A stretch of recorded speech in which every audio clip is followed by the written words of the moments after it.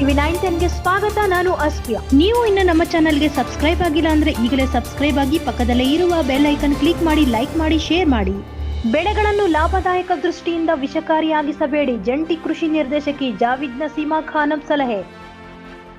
ಇತ್ತೀಚೆಗೆ ರೈತರು ಹೆಚ್ಚು ಲಾಭ ಗಳಿಸುವ ನಿಟ್ಟಿನಲ್ಲಿ ಕೃಷಿ ಬೆಳೆಗಳಿಗೆ ಹೆಚ್ಚು ರಾಸಾಯನಿಕ ಔಷಧ ಬಳಕೆಯಿಂದ ವಿಷಮಯ ಮಾಡಬೇಡಿ ಎಂದು ಜಂಟಿ ಕೃಷಿ ನಿರ್ದೇಶಕಿ ಜಾವಿದ್ ನಸೀಮಾ ಖಾನಂ ರವರು ಸಲಹೆ ನೀಡಿದರು.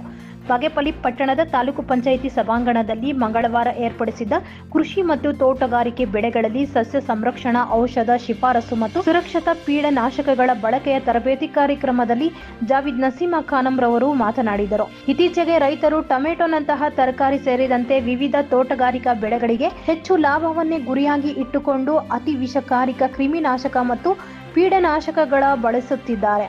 ಇದರಿಂದಾಗಿ ಭೂಮಿ ಸೇರಿದಂತೆ ಆ ಬೆಳೆಯ ಸಂಪೂರ್ಣವಾಗಿ ವಿಷಮಯವಾಗಿ ಜನರ ಆರೋಗ್ಯದ ಮೇಲೆ ದುಷ್ಪರಿಣಾಮಗಳು ಉಂಟು ಮಾಡುತ್ತದೆ.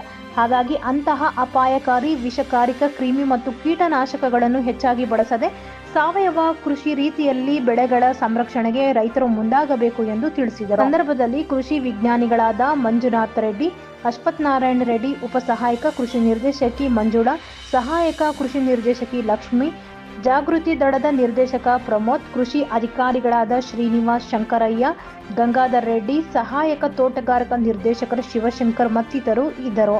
Bureau report Ranagopala Reddy, TV910 Kannada news, Bagepalli. ನಾನು ಬೆಳೆದಿರೋ ಈಗ ನೀವು ಏನು ಟೊಮ್ಯಾಟೊ ಬೆಳೆಗೆ ರೆಕಮೆಂಡ್ ಮಾಡ್ತಿದ್ದೀರಾ ಪೆಸ್ಟಿಸೈಡ್ಸ್, ನೀವು ಎಲ್ಲಿಂದ ಟೊಮ್ಯಾಟೊ ಖರೀದಿ ಮಾಡಿ ಊಟ ಮಾಡ್ತಿದ್ದೀರಾ?